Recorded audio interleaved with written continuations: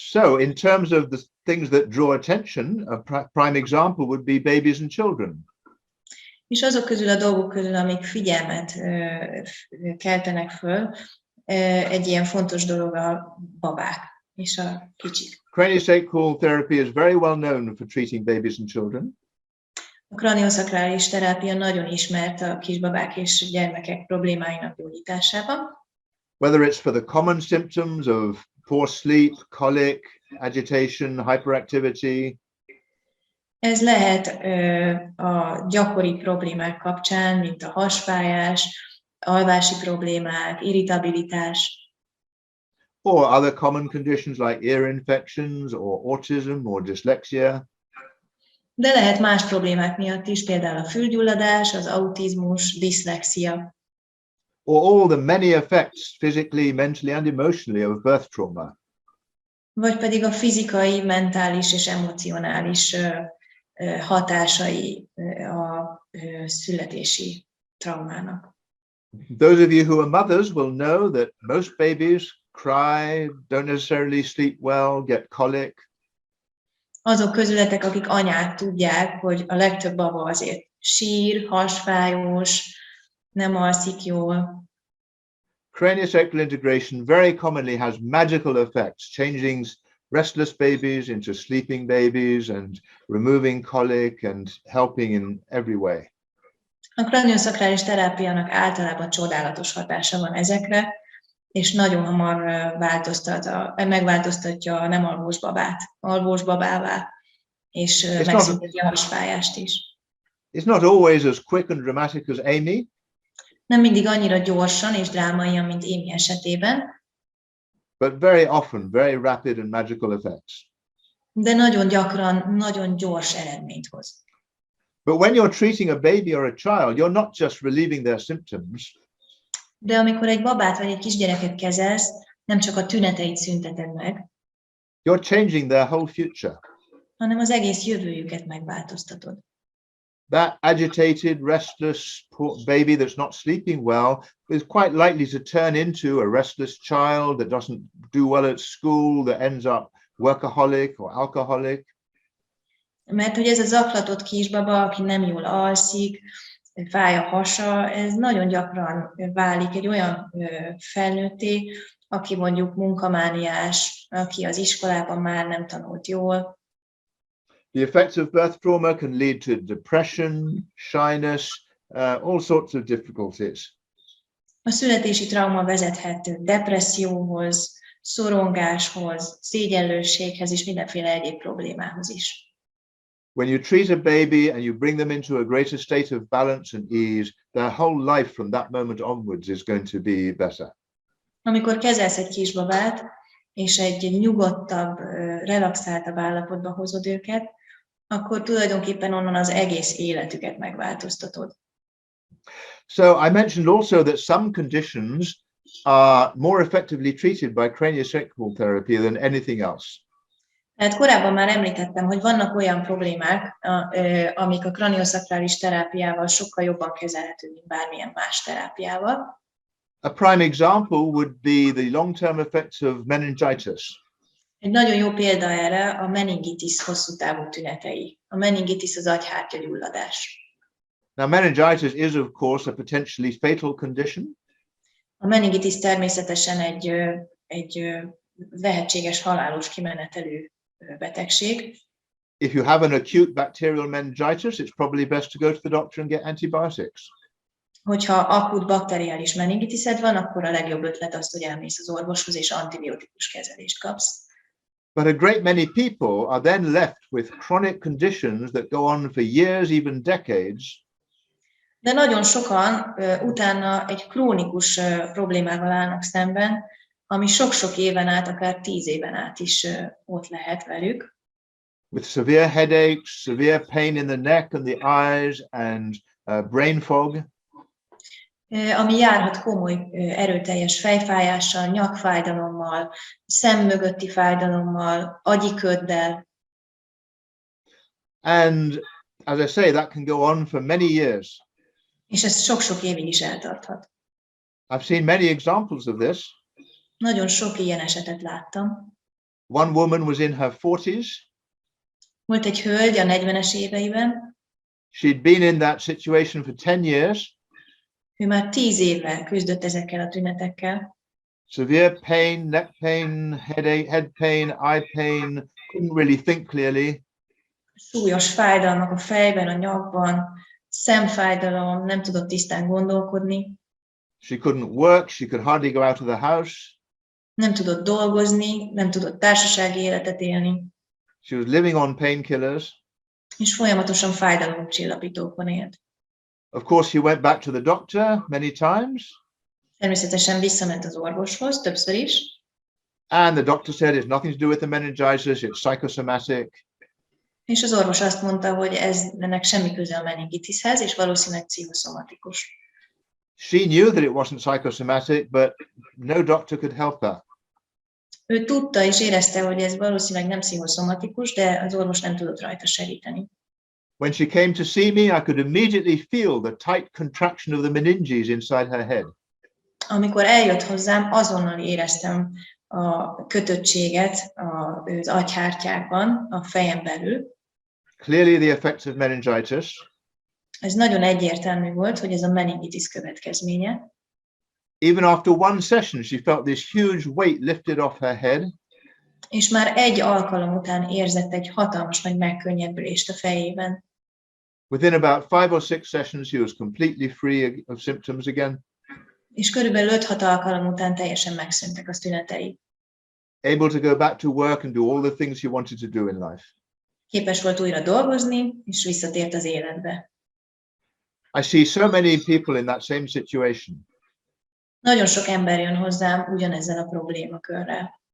I've written an article about it, and I get people from all over the world emailing me to say, that's exactly my story. Where can I find a good cranio-sacral therapist?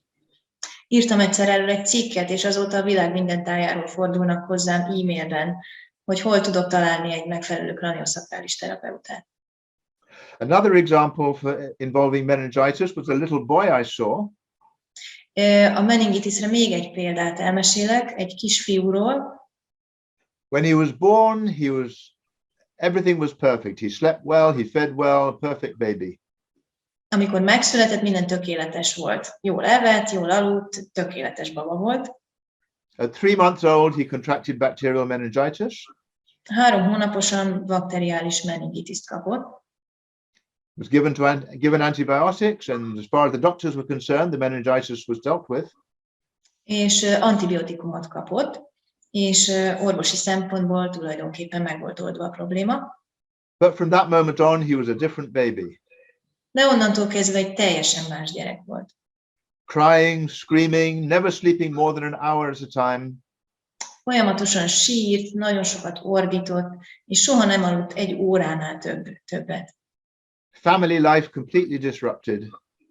Ez teljesen megzavarta a családi életet. Again, of course, they went back to the doctor, and the doctor said there's nothing wrong with him, nothing to do with the meningitis. They wouldn't refer them to anybody. Természetesen visszamentek az orvoshoz, és az orvos azt mondta, hogy hát semmi baj nincsen, és ennek semmi köze nincs a meningitishez, és nem is nagyon küldte őket tovább. This went on for a whole year. Ez egy teljes éven át tartott. Still, this little baby never sleeping more than an hour. És ez alatt az év alatt ez a baba nem aludt többet, hosszabbat egy óránál sosem. Eventually, through their own research, the parents discovered the Meningitis Trust. És végül saját kutatásaik során a szülők felfedezték a meningitis alapítványt. The Meningitis Trust referred them to me. És a meningitis alapítványon keresztül jutottak el hozzám. By this time, he was 15 months old. Ekkor már 15 hónapos volt a baba, aki már kisgyerek volt. No longer a baby. Igen, már nem volt baba. But a little toddler who wouldn't stay still for a moment. Hanem egy kisgyerek, aki egyetlen percig nem maradt nyugton. We spent an hour with him running around the room. Egy órát töltött nálam, és ez alatt körbe-körbe szaladgált a szobában. Pulling down the curtains, knocking over tables. Ez letépkedte a függönyöket, felborogatta az asztalokat. He wouldn't let me touch him. Egyáltalán nem engedte, hogy megérintsem. He wouldn't sit on his mother's knee. Nem ült az anyukája ölébe. So we spent an hour with him buzzing around the room. Tehát eltöltöttünk egy órát úgy, hogy fel-alá futkosott a szobában. At the end, the parents said, "I'm sorry if we've wasted your time, but there's nothing we can do." És a végén a szülők azt mondták, hogy elnézést, hogy raboltuk az idejét, igazából nem nagyon tudtunk mit csinálni. I said, "Don't worry, come back in a week's time, let's see how he is." És én azt mondtam nekik, hogy semmi baj nincsen, jöjjenek vissza egy hét múlva, és nézzük meg, hogy van. When they came back a week later, Amikor egy héttel később megérkeztek, they said that night after the first session, he slept solidly for 15 hours. elmesélték, hogy az első alkalom utáni éjszaka 15 órát aludt egy végtében a maga. Having not slept more than an hour at a time for the past year. Úgyhogy az előző évben egy óránál tovább nem aludt egy húzamban. And that, of course, is with me never being able to touch him at all in that session. És ez úgy történt meg, hogy azon az alkalmon egyáltalán nem is értem hozzá. So the significant point about that story is that you don't actually need to put your hands on to enable response. Hát ami nagyon fontos ezzel a történettel kapcsolatban az az, hogy nem is kell a testre helyezned a kezed ahhoz, hogy válaszreakciót tudják kiváltani. We're working with the energy field. Mert hogy az energiamezővel dolgozunk. We can engage with the energy field from a distance. Távolról is tudunk kapcsolódni az energiamezővel tehát. We can engage with the energy field through thought. És a gondolatainkkal is tudunk kapcsolódni az energiamezővel. By the time he came back, it was much easier to treat him.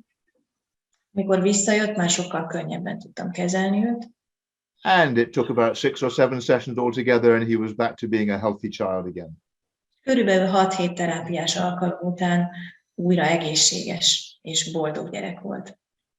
Another little girl I saw had glue ear. Volt egy másik kislány, aki jött hozzám, ő neki savós középfülgyulladása volt. Glue ear is not an infection.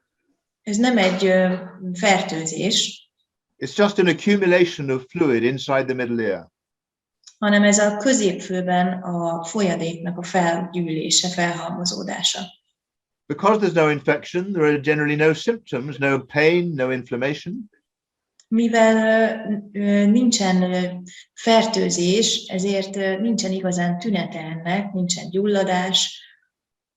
The only symptom is a gradual loss of hearing. Az egyetlen tünet az egy fokozatos halláscsökkenés. And of course, children don't know that they're losing their hearing. És természetesen a gyerekek nem veszik észre, hogy őnekik halláscsökkenésük van. And parents and teachers don't know either. És a tanárok és a szülők sem tudják. So the parents think that the child's not paying attention and doing what they're told.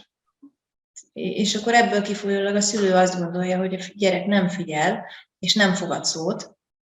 Teachers think that the child is not focusing. A tanár pedig azt gondolja, hogy a gyerek egyáltalán nem figyel oda. So it commonly goes for many months without being diagnosed. És nagyon gyakran sok-sok hónapon át megy ez így, anélkül, hogy diagnosztizálni tudnák. This little girl was about 6 years old. Ez a kislány, aki nálam járt, körülbelül 6 éves volt. She was quite profoundly deaf in both ears. És addigra már nagyon komoly halláskárosodása volt mindkét fülében. It had only recently been discovered and she was due to have an operation, but the first operation available was in 6 months. Nemrég fedezték föl ezt a problémát, és rögtön kiírták a műtétet, de csak 6 hónap múlvára kapott időpontot. So the parents thought they'd try to find something else so that maybe they could avoid the operation. És a szülők azt gondolták, hogy addig megpróbálnak valami egyéb terápiát, hogy hát ha el tudják kerülni a műtétet. When I saw her, of course, being Cranio-Sacral Therapy, I didn't just treat the ears, I evaluated the whole system. És amikor eljött hozzám, akkor természetesen kranioszakrális terapeutaként nem csak a fülét kezeltem, hanem a teljes rendszert megvizsgáltam. I found a very tight system in the solar plexus, in the heart, in the neck, in the head, everything was tight. És egy nagyon feszes rendszert találtam a napfonatban, a szívnél, a fejben, minden tulajdonképpen feszes volt. All typical effects of birth trauma. És ez mindegyike a születési traumának a tipikus hatása. there was no point in treating the ears because the ears were not the cause of the problem. És ebben az esetben egyáltalán nem volt értelme a fület kezelni, mert nem a fül volt a problémának a gyökere. I explained to the father that it would take a few sessions and it would take time before the ears could recover, and he accepted that. Elmondtam az apukának, hogy biztos néhány alkalommal beletelik, és egy kis időbe, amíg a fülek meggyógyulnak, és az apuka ezt elfogadta. And even when you release all those stresses and tightness in the system, the ears need time to recover their hearing. És még miután ezek a feszültségek kioldódnak a rendszerből is, a fülnek szüksége van időre ahhoz, hogy visszatérjen a hallás. It was the father that brought the girl for the first 3 sessions because the mother was at work, but on the 4th session the mother came for the first time.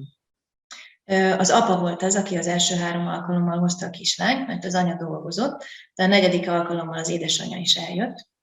And as she came in the door, she said, és ahogy belépett az ajtón, azt mondta, thank you so much for giving me back my little girl. Hogy köszönöm szépen, hogy visszakaptam a kicsi lányomat. She's still not hearing very well. Még mindig nem hall jól, but she's a completely different child. De teljesen megváltozott. She's happy, she's active, she's playing with friends. Boldog lett, aktív lett, játszik a társaival. She's just completely different. Teljesen megváltozott. So it was so fortunate that she didn't have the operation for the ears.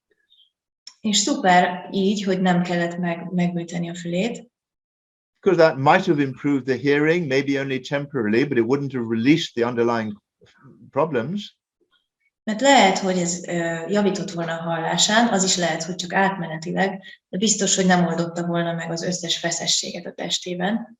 It wouldn't have changed that whole nature and personality, that whole traumatized system that was underneath the surface. És nem tudta volna megváltoztatni azt az egész traumatizált rendszert, az egész természetét a kislánynak, ami a felszín alatt volt. It's obviously so much more effective when you can treat the whole person and release the underlying trauma rather than just treating symptoms in the way that so much orthodox medicine does. És ebből is látszik, hogy mennyivel hatékonyabb, amikor az egész rendszert tudod kezelni, és nem csak a tüneteket, mint a tradicionális orvoslás. I'd like to tell you about one more child. Még egy gyerekről szeretnék nektek mesélni. Because of course each of these stories tells you something else about cranio-sacral integration. Azért, mert mindegyik történet egy kicsit más aspektusból mutatja be a kranioszakrális integrációt. This little girl was 5 years old. Ez a kislány 5 éves volt. And she was severely autistic. És súlyos autizmussal küzdött. When she first came, I came out into the waiting room and she was hiding away in a corner. She wouldn't make any eye contact. She wouldn't do anything. Amikor először érkeztek hozzám, akkor kimentem hozzá a váróterembe, ő elbújt egy sarokba, egyáltalán nem vette fel a szemkontaktust, nem akart semmit se csinálni. At the age of 5, she wasn't speaking at all. 5 évesen még nem beszélt egyáltalán. Just a few noises to her mother. Néhány kis hangocskát adott az anyukája felé. We gently coaxed her into the treatment room and up onto the couch for treatment. És nagyon finoman becsalogattuk őt a kezelőhelyiségbe, fel a kezelőágyra. She was very reluctant and very shy. Nem nagyon szeretett volna, és nagyon szégyellős volt. But as I put my hands on her, de ahogy rátettem a kezeimet, her whole body changed. Az egész teste megváltozott. She softened, she relaxed. Megpuhult, meglágyult, ellazult. Her whole body language changed. A testbeszéde megváltozott. You could see in her face that she recognized that this was something very valuable, very positive that she really liked. Lehetett látni az arcán, hogy úgy gondolja, hogy ez tényleg valami értékes, valami pozitív, ami tetszett neki. Autism is a deeply ingrained process that can take a long time to recover completely. Az autizmus egy mélyen beivódott állapot, ami általában sok időt vesz igénybe, hogy változzon, és hogy javítani lehessen rajta. But right from the start, there was an obvious response. De egészen a kezdetektől egy nagyon nyilvánvaló válaszreakció volt. when she came back for the next week, amikor a következő héten újra megérkezett, where I work, I can see out the window as people are coming up the street towards the clinic. Ahol én dolgozom, kilátok az ablakon, és látom az embereket, ahogy érkeznek a klinikába. And this little girl was running up the street as fast as she could. És ez a kislány futott az utcán felém, amilyen gyorsan csak tudott.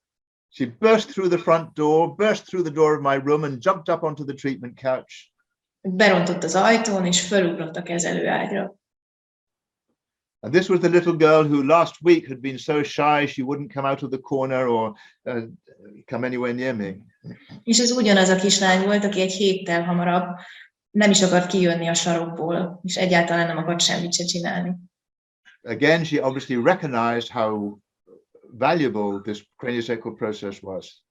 És ebből látszik, hogy valószínűleg felismerte azt, hogy ez számára milyen értékes, ez a kranioszakrális folyamat. I treated her regularly over the next 2 years. A következő 2 évben rendszeresen jártak hozzám. With constant changes. Folyamatos változást lehetett tapasztalni. Another thing that happened after the first session was that the next day she went to see her speech therapist. És még az első alkalom után még egy változás történt. Másnap elment a logopédusához. She'd been having speech therapy for 2 years, but with hardly any progress. És addigra már 2 éve járt a logopédushoz, nagyon kevés sikerrel. And that day, the speech therapist said to the mother, "What's happened? Suddenly she's responding. She's making more sounds. She's learning." És azon a napon a logopédus megkérdezte az anyát, hogy hát mi történt? Hogy hirtelen sokkal több hangot ad, és válaszol, és valami történik. So, as I say, I worked with her for 2 years. By the age of 7, she was at a normal school. She was speaking well. She was playing with friends. She was not quite what you'd expect from a 7-year-old, but so different from that 5-year-old. És ahogy mondtam már, sokáig dolgoztam vele, 7 éves korára egy normál iskolába járt, beszélgetett, kapcsolatot teremtett, játszott a barátaival, és nem úgy, mint valaki, aki nem autizmussal él, de mégis óriásit fejlődött.